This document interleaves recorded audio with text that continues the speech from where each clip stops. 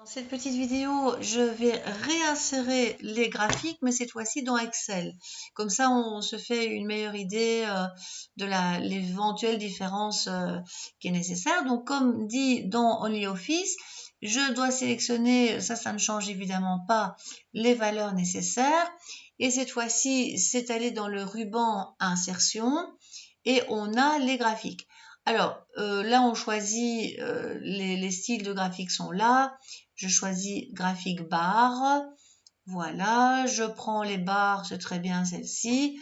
Et donc, j'arrive à quelque chose de très similaire, évidemment. Hein, on voit bien la légende et tout et tout.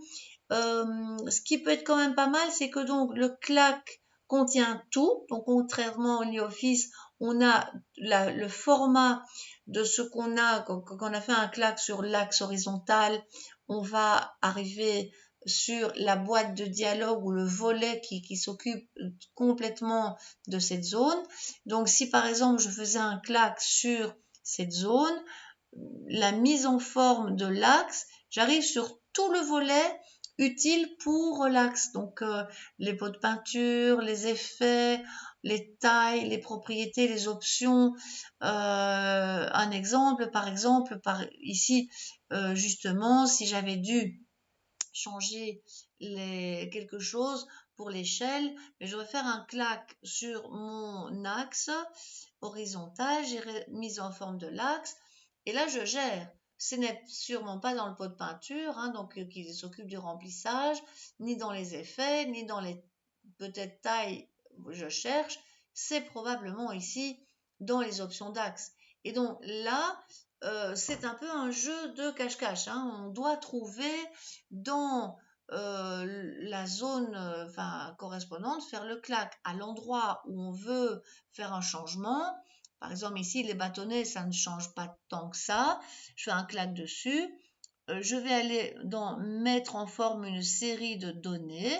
Et là, clairement, je vais être amené à peu près aux mêmes éléments et arriver à faire la même chose qui est demandée. Donc, c'est vrai que c'est une question d'habitude. Il ne faut pas s'arrêter aux différences de tableur. Et la même chose, ce serait tout à fait semblable dans Calc, où je pense que j'ai encore le tableau. Voilà. Et là, tout compte fait, si je prends ça, cette fois-ci, ce serait aller dans Insertion, Insertion, donc insertion, pour aller faire insérer le graphique, insertion diagramme. Et là, j'arriverai avec quelque chose qui m'offre une boîte de dialogue où il y a un assistant et où je retrouve en fait les mêmes choses. Je choisirai barre, par exemple ici. Dans les plages de données, série, c'est là qu'il y aurait probablement intervertir. Enfin, je vais un peu vite ici, mais en fait, en gros, on se débrouille dans tous les cas avec la même chose.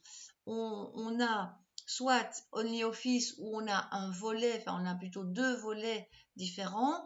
Dans Excel, on a aussi un clac sur la zone concernée et puis un volet très complet. Et dans Calc, on aura une boîte de dialogue qui contient finalement tout ce dont on a besoin. On verra au fur et à mesure quand il faudra affiner tout ça. Voilà, donc ça clôture les graphiques, en tout cas versus Excel, OnlyOffice et Calc.